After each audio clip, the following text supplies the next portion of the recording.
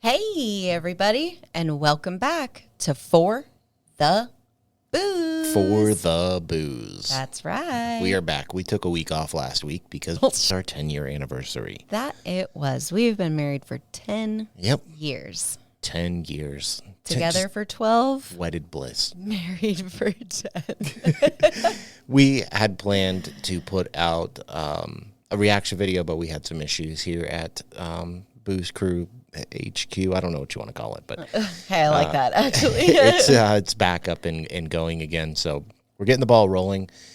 We're doing this was a request from one of our Patreons. Yay. And it's something that we had talked about in the past doing.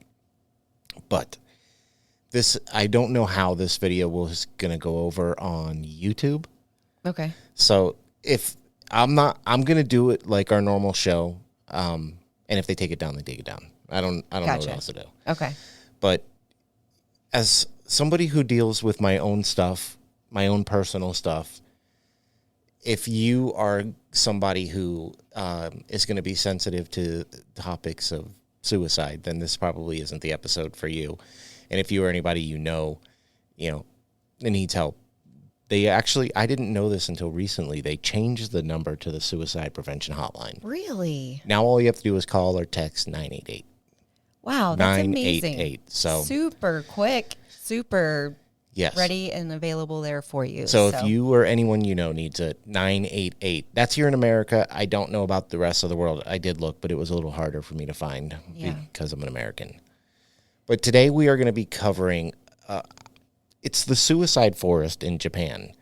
It's hard to pronounce, and there's a lot of things in here that are hard to pronounce. Interesting. I've heard of this before, but I know nothing about it. I'm going to do my best. I'm going to do my best to pronounce everything as correct as I can. I have a very poor education from Florida, so. Well, good luck. This one's going to be written a little bit different. Okay. I put a bunch of information here in the beginning that I kind of knew, but I didn't know to like what extent when it comes to Japan. And I really did my best to not make this all over the place, but I don't know if I accomplished that. I'm sure it'll be great. There's just a lot of stuff in this one. Right. It's not like the longest, topic we've ever covered. It's just, there's just so much to it, I guess. Okay. And it starts with these are, do you know anything about Japan? Not really. Japan has a horrifically high suicide rate. Wow, really? Yes. Self-inflicted death doesn't carry the same stigma in Japan as it does in other countries. The practice of seppuku, a samurai's honorable suicide, dates back to Japan's feudal era. And while the tradition is no longer the norm, vestiges of the seppuku culture can be seen today in the way suicide is viewed as a way of taking responsibility. Yoshinori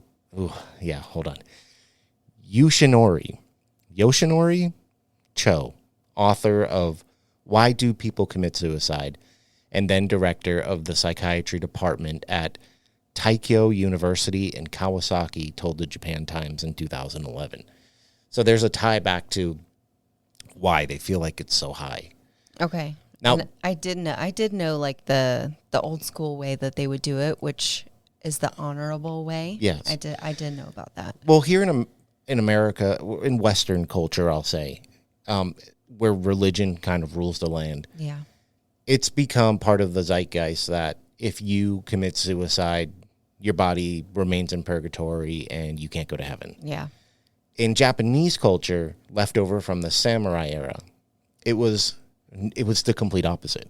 It was a way of unburdening the world of you as a burden, and it was considered an honorable act. Wow. It's intense. That's a lot. Now, the global financial crisis of 2008, which we all remember, and ensuing economic instability seemed to spur a 15% increase in suicides in Japan. The incidents peaked in March 2009, the end of Japan's fiscal year. You remember 2008? I do. Oh, man. I do. $4 for gas. That's all I remember. And I mean, it's like that now, but It was so crazy because like where I was living at the time was where all the space shuttle stuff was, and so many people who worked there lived in and around that area. Like so many people, thousands and thousands of people, were employed there, and it turned into like a ghost town. Everybody up and left the area. It was so crazy. Houses sat abandoned for years. It was there's still some insane. abandoned down there. Yeah, it was so still crazy. to this day. It's the craziest thing I've ever seen. Unfortunately for me, I lived in the horse capital of the world. Yeah. So if you guys can figure that out, you let me know in the comments down below. But I'm from the horse capital of the world. Yeehaw. And it hit us pretty bad because it's not so much now, but back then it was a bit of a poorer area. Right. So, $4.10 for gas and hikes and grocery bills was really destroying people. Hey, almost like it is now. Exactly like it is now. Now, while the number of suicides in the country fell in 2021 by 0.4% compared to the previous year, rates for women rose and remained high for younger people. And in 2022, suicide rates increased by 2.7%, making it one of the leading causes of death for men between the ages of 20 to 44 and women between the ages of 15 to 34.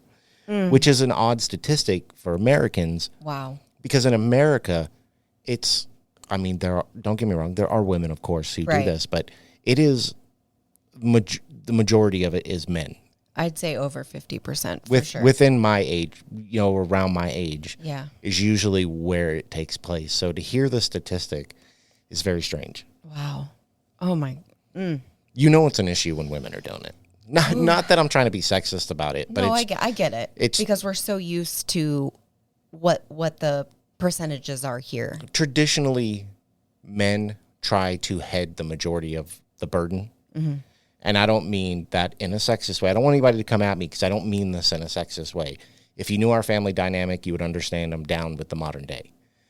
But it seems men will try to shelter their family from all and internalize it, and it ends up being bad in the long run. Right. In 2017, the Japanese government announced plans to reduce Japan's suicide rates by 30% over the next decade, reducing the number of suicides from 18.5 per 100,000 people in 2015 to 13 per 100,000 people in 2025. That is so high. Wow. That is such a high number. Wow. Because, to hear 100,000 people sounds like a lot, but it's not. Like a small but shocking statistic could be 1 or 2 in 100,000 people. But over there, they have such a high population, 18.5. It's bad. Per 100,000. It's a problem. Oh, my. Now, part of these measures included posting security cameras at the entrance of the Aokigahara. Aokigahara. I think that's how you pronounce it. Aokigahara. And increasing patrols, which is the name of the forest. Okay. Suicide prevention counselors and police have also posted signs on various paths throughout the forest that offer messages like, quote, think carefully about your children and your family. And another posted sign reads, quote, your life is a precious gift from your parents. And it is. That is absolutely the truth. It is. Now we're going to get into the story, but I just thought I needed to add that in because while I'm sure a lot of you are going to be aware of how bad the suicide rate is in Japan, not everybody's going to be. I was not. And that's why I wanted to add it in for context, because what makes this such a prolific area for this kind of thing? And I have some thoughts at the end. Okay. Because I sat and looked at a lot of pictures and read a lot of articles, and I have some ideas to it. Okay. Honshu, historically called Akitsushima, or Dragonfly Island. These words are going to destroy me. Or Dragonfly Island is the largest and most populous island of Japan. It's located south of Hokkaido, across the Tsugaru Strait, north of Shikaku, across the Inland Sea, and northeast of Kyushu, across the Kanman Straits. Now, the island separates the Sea of Japan, which lies to its north and west, from the North Pacific Ocean to the south and east. It is the 7th largest island in the world, and the second most populous after the Indonesian island of Java. Wow. Now, the name of the island, Honshu, directly translates to main province or original land in English. Humans first arrived in Honshu approximately 37,000 years ago, and some believe it was possibly even earlier. What? That is so long ago. Eastern culture just feels like it goes back so far. Wow. And it's honestly so magical. I love the culture of like Japan and China and those more Eastern countries. It's like a beautiful heritage, and they just have an appreciation for things that modern people just couldn't fathom. I don't know. I just really love it. It's very romanticized in my head. Now, the first humans to arrive in Honshu were Stone Age hunter-gatherers from Northeast Asia, likely following the migration of Ice Age megafauna. Surviving artifacts from this time period include finely crafted stone blades, similar to those found in Siberia. Honshu was the target of devastating air raids during the Pacific War of World War II. Now, the first air raid to strike Honshu and the other home islands was the Doolittle raid. With the introduction of the Boeing B-29 Superfortress, the firebombing of Tokyo culminated in Operation Meeting House. It was the most destructive air raid in human history and destroyed 16 square miles, or 10,000 acres of central Tokyo, leaving an estimated 100,000 civilians dead and over 1 million homeless. What? It was... Oh, my God. Like a small genocide. It was crazy. We learned this most of us learned this in school. Well, these bombings were crazy. I couldn't even imagine. I could not imagine. No. It's pretty scary, honestly. Yeah, it's terrifying. I don't know how people went on with life after this, to be honest. Now, the war ended with the atomic bombings of Hiroshima and Nagasaki shortly before Japan's surrender and signing of the Japanese Instrument of Surrender on September 2nd, 1945, on board the USS Missouri in Tokyo Bay. The Aokigahara Forest of Honshu, Japan, also known interchangeably as the Sea of Trees and more insidiously, the Suicide Forest, is famous for its haunting history and reputation around the world, some based on fiction and others actually based on facts. Wow. You always have to have the lore and the legend side of things too, but... This is an interesting story. This was such a multifaceted story. I had no idea it was going to be like this when I went into it. Wow. Normally, when we go into these stories, I have a general idea of what I'm getting into. Right. I've had a few here and there, but this one, I don't know. This one just felt different. It just hit different. Now, the forest is actually located near Mount Fuji, Japan's tallest peak, and has a nearly 8-mile trail that can be hiked, and it is hiked today. The so-called Suicide Forest has even gained cinematic attention. The 2016 Netflix mystery film, The Forest, explores how a young American woman searching for her sister gets acquainted with the tormented spirits of Aokigahara Forest. I want to watch that. We never watched that. I want to watch it. We should. We can watch it. Yeah. We can watch it tonight if you want. I know how much you love horror movies at night. Yeah, so much. She's not much of a horror movie watcher. No. That's my area. Now, although the film is fiction, the story is derived from Japan's forest mythology. Many people have learned about the site from on-screen depictions and continue to travel to witness the legendary forest for themselves. Now, because the Hinaki cypress and hemlock trees serve as a type of natural canopy to the forest floor, a lot of sunlight is blocked out. It is even said that on rainy days, hikers do not feel a single drop of water through the dense tree coverage. While this canopy serves as a benefit for tourists who go to hike on the trail, it has added to the mystery of the ghostly stories and legends. So it just keeps like a shadow casted over the It's entire forest. I've looked at a lot of pictures of this place, Wow. and it is, it's like think of fairy tale, and then think of the dark, spooky forest that they tell you about in those stories, and it's that. Okay. It's really pretty, though. I believe it. It's really I believe beautiful.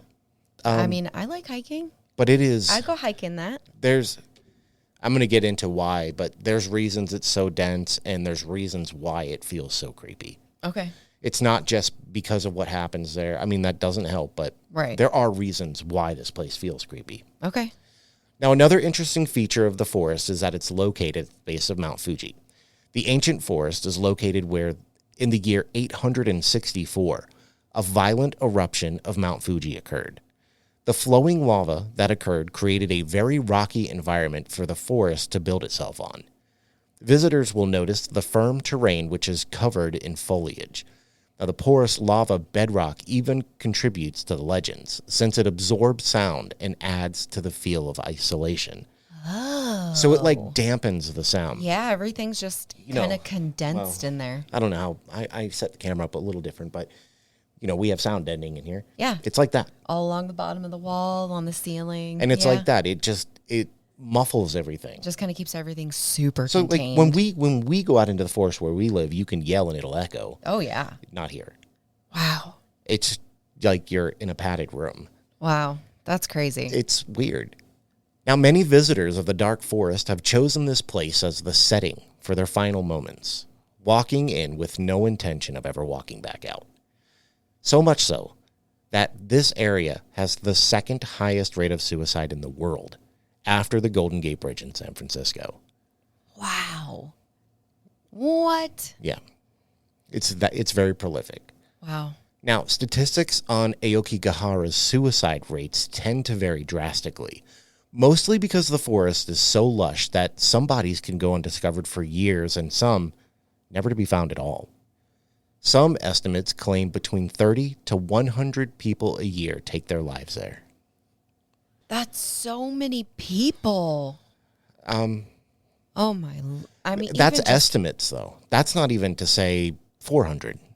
Even just one is tragic. It is. But like, you're surpassing that by so much, and that might not beat all of it.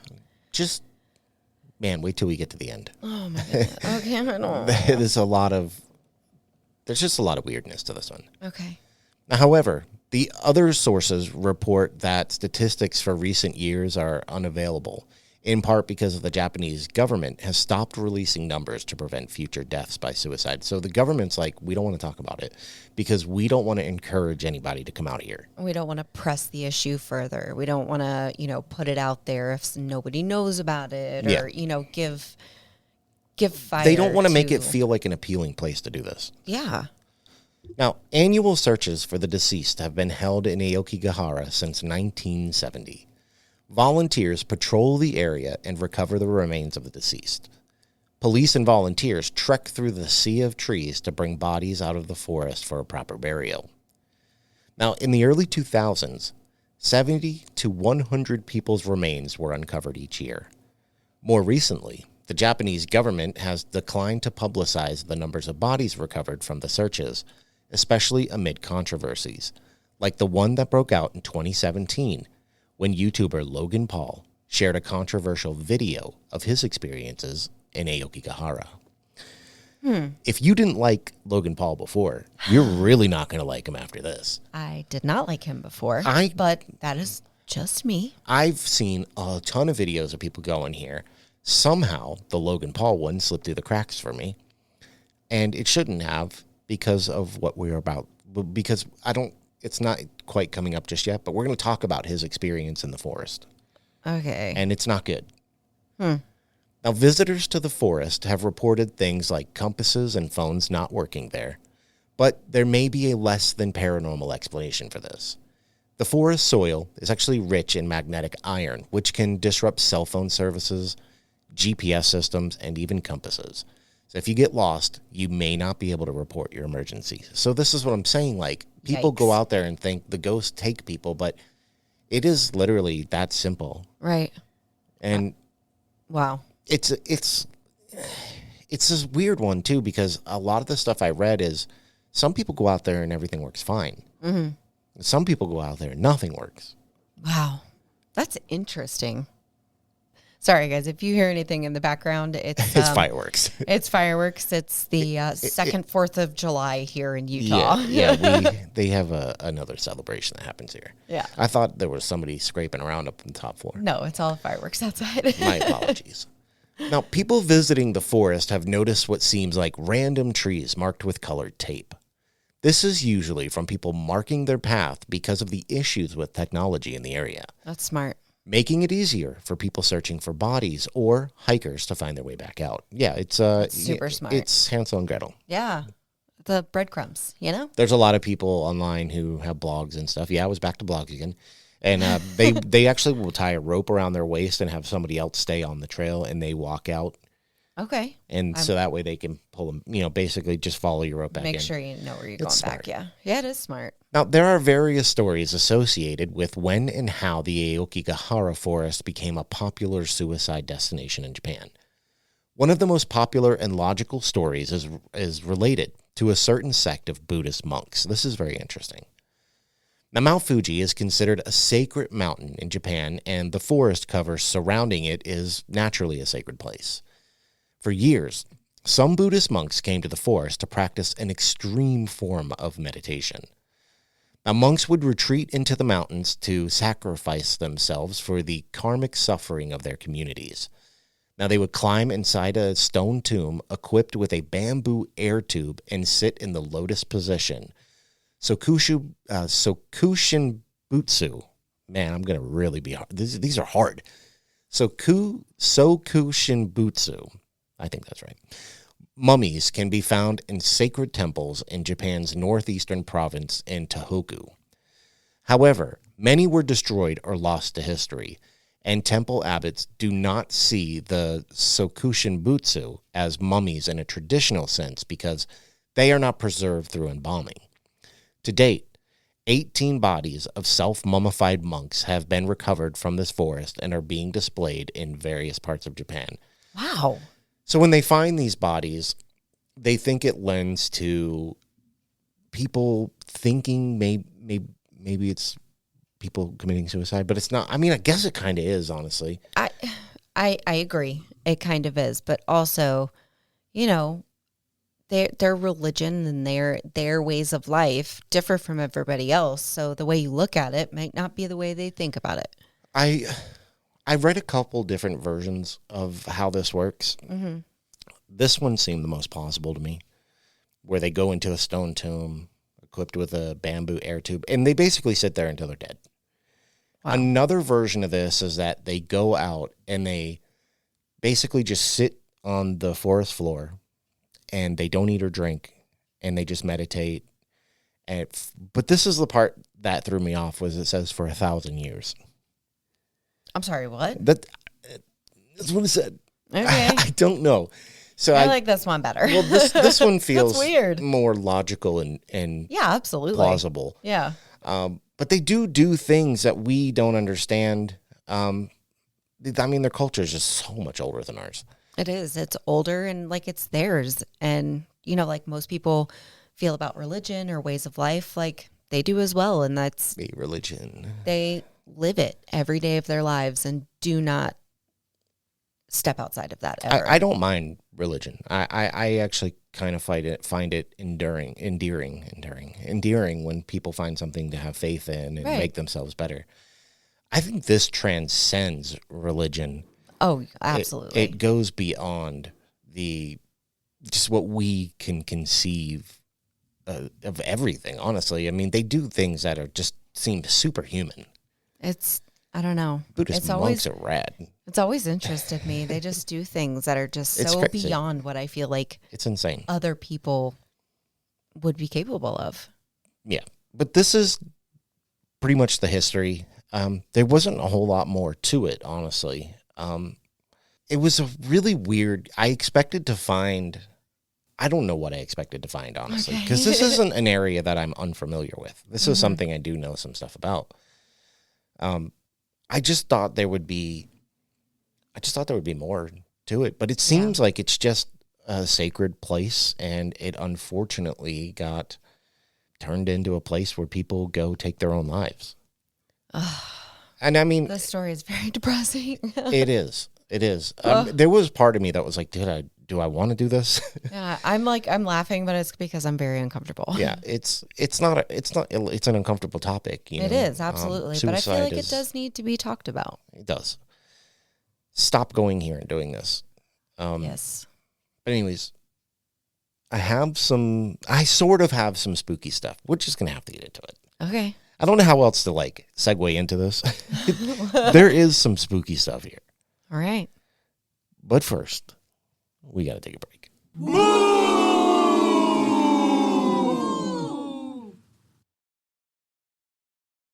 And now, Booze Crew, back to the show. Aokigahara, known as Japan's suicide forest, is a place where darkness and death are the norm, seeking those who are lost and desperate. Now, for centuries, the forest has been an intriguing place for many, and considered a place of supernatural happenings where spirits and demons go hand in hand. It is believed to be a place of no return for the lost, as they are consumed by the darkness and confined in a world of shadows and despair. Aokigahara has been associated with death for centuries. The forest was popular for the ubasu ritual in the 19th century. Literally, this ritual means leaving. When food was scarce, sons carried their elderly parents to the forest on their backs. They would leave them behind without any food or water. This barbaric form of euthanasia is put off by Japan as folklore, but many believe there's truth in these horrible stories. This practice is believed to explain the amount of yuri in the forest. What is yuri? I'm going to explain that. Okay. Now, Japan has for a long time denied this claim. I mean... But it sounds like something that would happen. Right. I mean, as the younger generation, you don't want to see the older generation suffer. I read some explanations into this, and one of them was that when times got hard and the family had no food or money and they couldn't feed every mouth, it was like the child's duty to take the parents out into the woods and leave them there. Oh, God. So, I mean, it sounds like something that could have happened, but to be fair, Japan completely denies this. Okay. Now, there are many types of yuri. In most cases, how they appear depends on the circumstances of their death. They retain the features and the clothing they wore when they died or were buried. Occasionally, they have bloody wounds indicative of the way they died. Their hair is usually long and disheveled, often obstructing their face and adding to their disturbing appearance. And the only thing I could think of when I read this was the ring. Yeah, that's exactly what popped in my head, too. The only thing I could think of. Yep. Their hands are said to hang limply from their wrists. Yuri are translucent and only faintly visible. In most cases, they are so faint that they appear to have no feet. Now, yuri are believed to be capable of invoking powerful curses.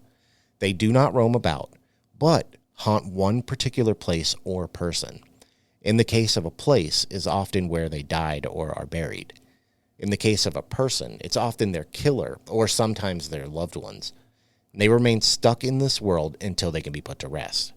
Now, this might require bringing their killers to justice or finding their lost body, or something as simple as passing on a message to a loved one. Okay. So if you think about it and you think about spirits, whether in Japan or anywhere else in the world, and, you know, they're left behind, they're stuck behind. What does anyone and everyone who loves the paranormal, they know that those are the things on why spirits are generally stuck. Yeah. Well, and just to give you a one-for-one comparison, a yuri is just a ghost in Japan. Okay. It's what we consider a ghost. Yeah. As you were reading, I was like, oh, okay. Yeah, it's a ghost. Yeah. They just call them yuri because they speak a different language. Mm-hmm. Now, some yuri are reluctant to accept their own deaths and haunt their living family, bringing misfortune and unhappiness for the rest of their family members' lives. Each haunting is as unique as the person it originated from.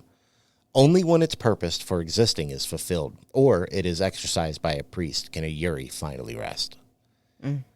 Now, many people believe the large number of suicides in Aokigahara can be blamed on the novel Kuroi Jakai, The Black Sea of Trees by Saiko Matsumoto.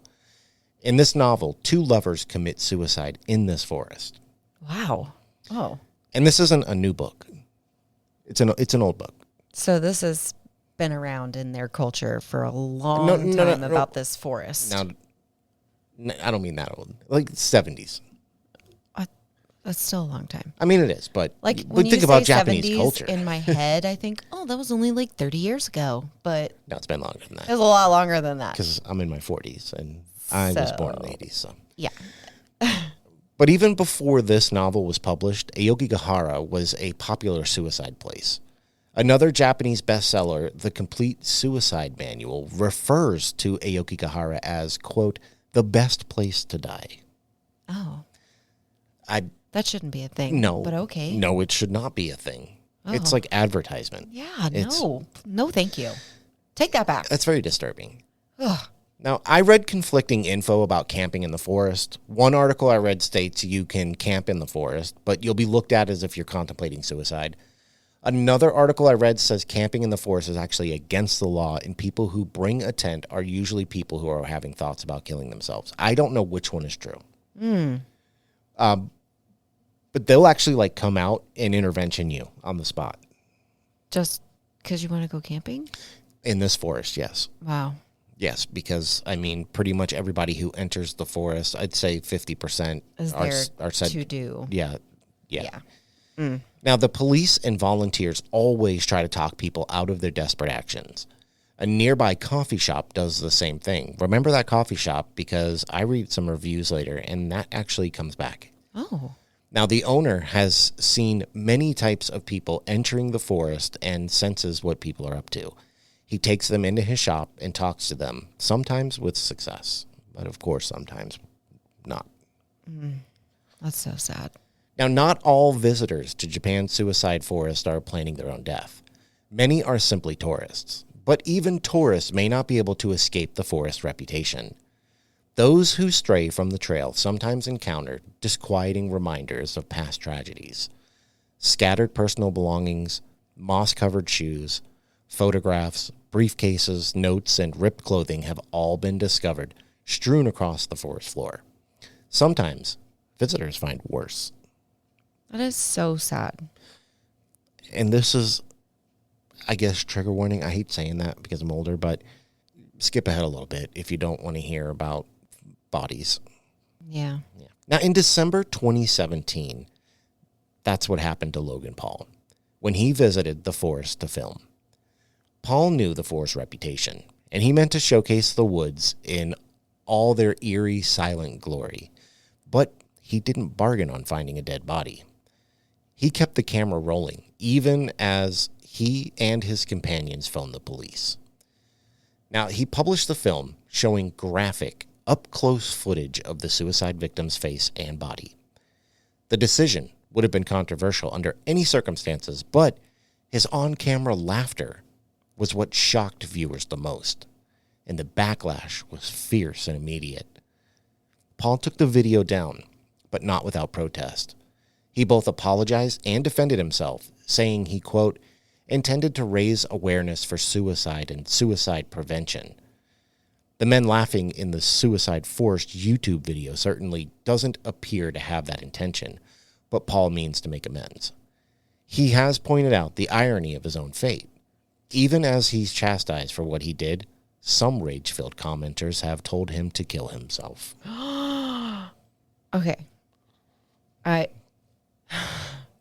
No one should ever say that to anyone. No, but for any nobody should reason. ever do what he did. But You filmed it. You up-closed the whole person and laughed about it. I don't have any words right now. Like I was giggling earlier just because I'm uncomfortable. But if you're in that situation and you find something, you're not going to be laughing. I'm sorry, you're just not. You're not. No. I mean, you shouldn't be. Never. But clearly, you know, I mean, the Paul brothers, they're, I mean, however how you feel about them, they're really cut off from reality. Absolutely. They're just too rich. That's a great way of putting it. You know, they're just too rich. And I'm sure deep down he didn't mean anything by it. I'm not being like hate him or anything, but it was unfortunate. But you live in this, what he did. You live in this world, and you know that is not a reaction anyone is going to. I don't even understand why he filmed it. Not look at the way that why they would did. he film that person? That's what I don't understand. Like awareness or not, that's not okay. Let's take out the laughing on the video. And why is there even a video of that? Like you should have never posted that. No, that's what bothers me. No, you are absolutely correct. Okay, it's crazy. Moving on. I have no words. Now, during a Vice documentary that takes a tour of the forest, an extremely creepy item believed to be a curse is found. Now, there's a Jack Skellington-like doll with his face cut off, nailed upside down to a tree as a sort of inverted crucifixion. According to the documentary's guide, Azusa Hayano, quote, they nailed this character upside down as a symbol of contempt for society. No, it's more like a curse. The curse is nailed in, unquote. Apparently, it's not that uncommon for visitors to leave a curse on the world they're leaving behind. Now, people often report hearing blood-curdling, unnatural screams while wandering the forest, said to be made by the Yuri. A writer for the Japan Times told of an incident where he heard a terrifying scream in the forest. Let's hear it. When he... I don't have it. Now, when he went searching for the source of the noise, he came across the dead body of a man at the base of a tree. A quick examination revealed that the corpse had been dead for some time and could not have been the source of the scream. The man believed it was his spirit screaming out. It would be so scary. Oh, yeah. Just like in a forest and you hear a blood-curdling scream. And like, then find what? a body that's been dead for a long time. Nope.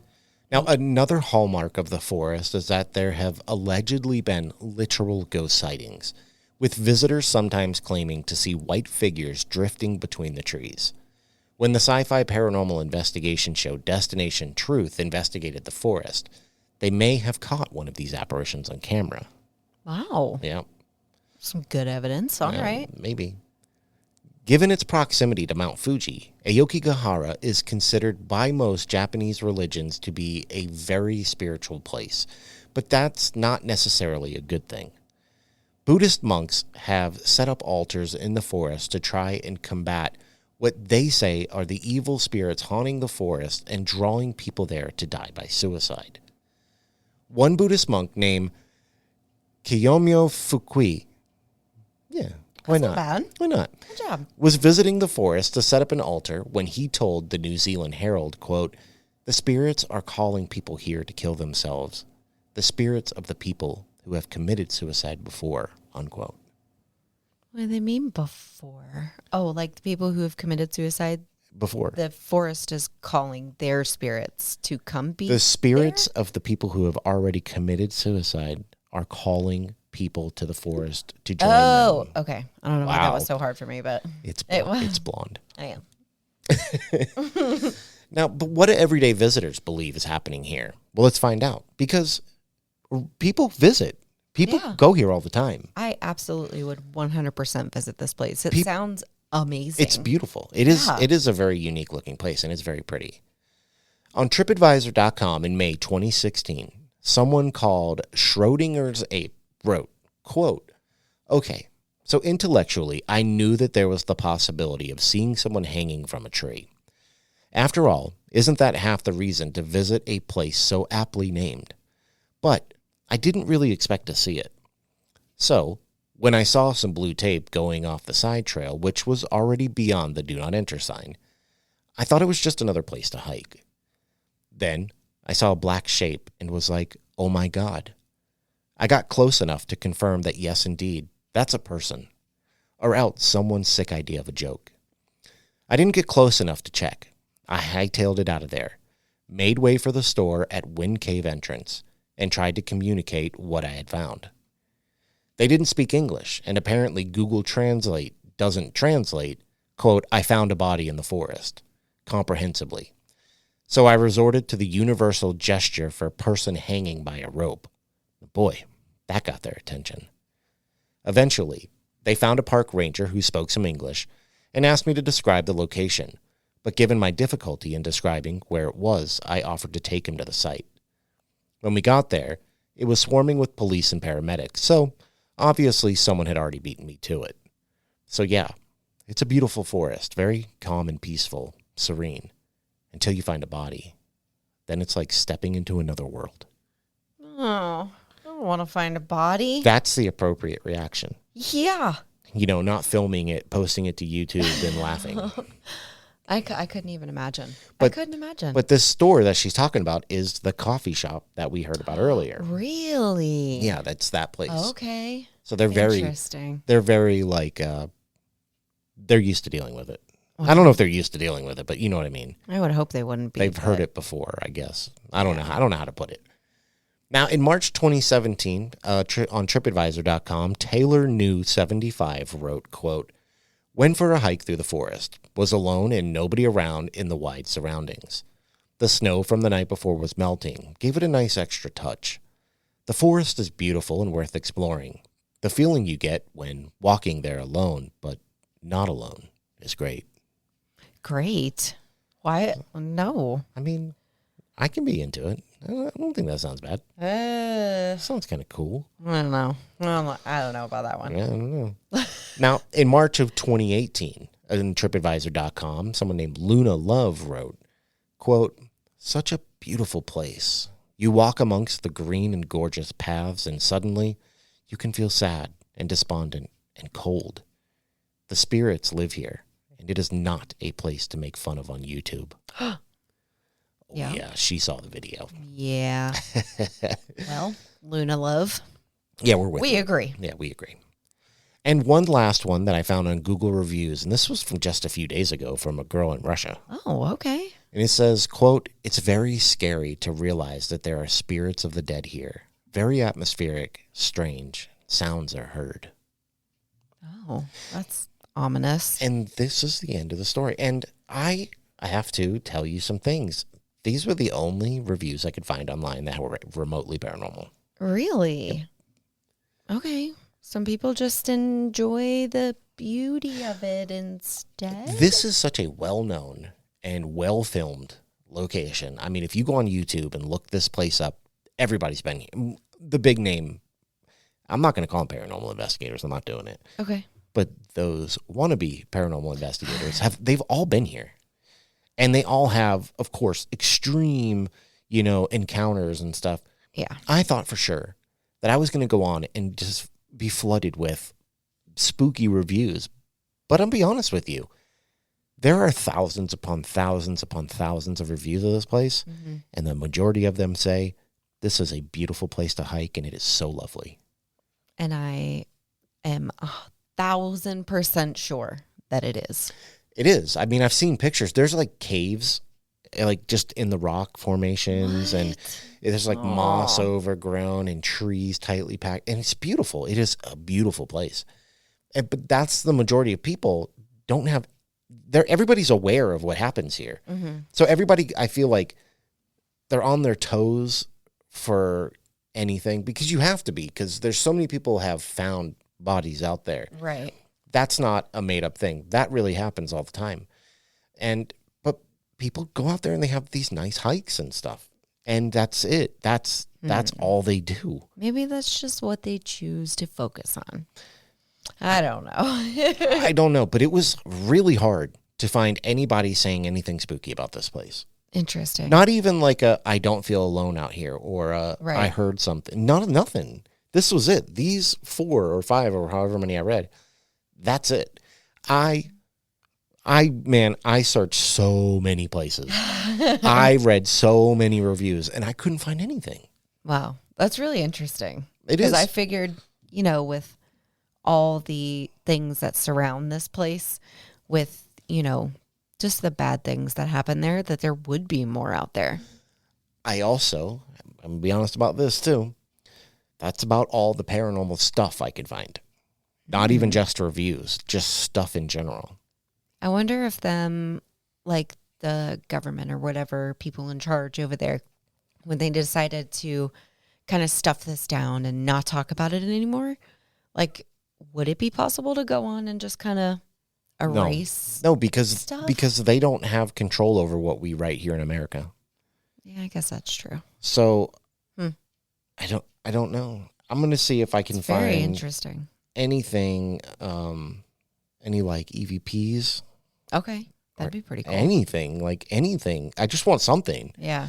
Because I expected, and I believe this was our Patreon Tina who asked for this. Oh, okay. Hi, Tina. I'll be honest, Tina. Like, I really did our best to find what I could. There just wasn't a lot. I can't even find really any EVPs. I mean, there's maybe a couple or one. Interesting. It's going to be hard for us anyways. If there's an EVP out there in Japan, we're not going to know what it's saying. Right. So, I mean, there are accounts of people experiencing EVPs out there. But just not the amount of stuff I thought there would be. I guess I'm taking the long way around saying that. It's just not that much. This place is very intriguing. It is very intriguing, and I'd like to go there. Honestly, not for the paranormal. I would just like to go there. Yeah. But I'd like to go on a hike. You know, in a beautiful canopied forest. Every one of these shows ends in the culmination of our opinions. So it's a good time to ask you. Is it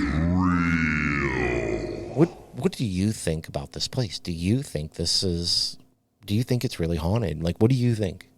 Well, we say all the time about, tragic things that happen on the land, and the energy, soaks into the land and stays behind.